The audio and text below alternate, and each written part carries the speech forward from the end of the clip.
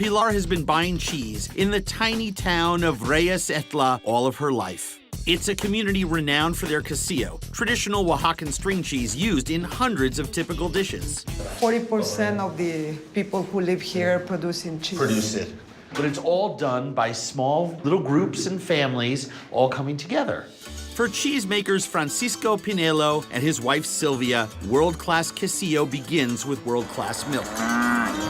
This is just rennet taken right out of the cow's stomach. Yeah. The rennet gets the coagulation started.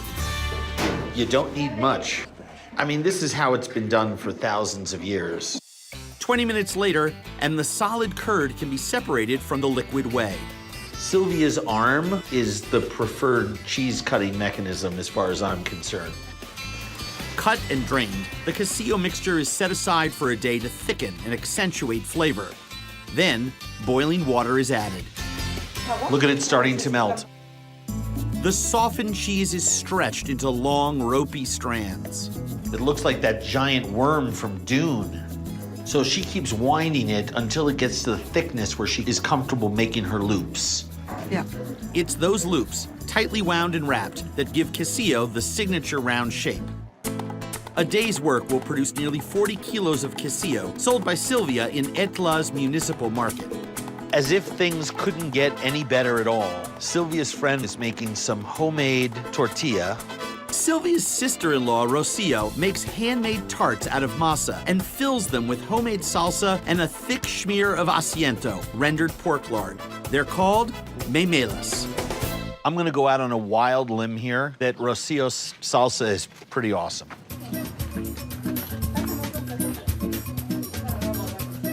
Do you know what this is with the pork fat drizzled in there? It's insane. You could eat this in front of the TV watching football all day long, hundreds of these. More familiar to outsiders are traditional tortillas pressed and used to make Oaxacan-style quesadillas, spiked with epazote and flor de calabaza, flowers from the native squash plant.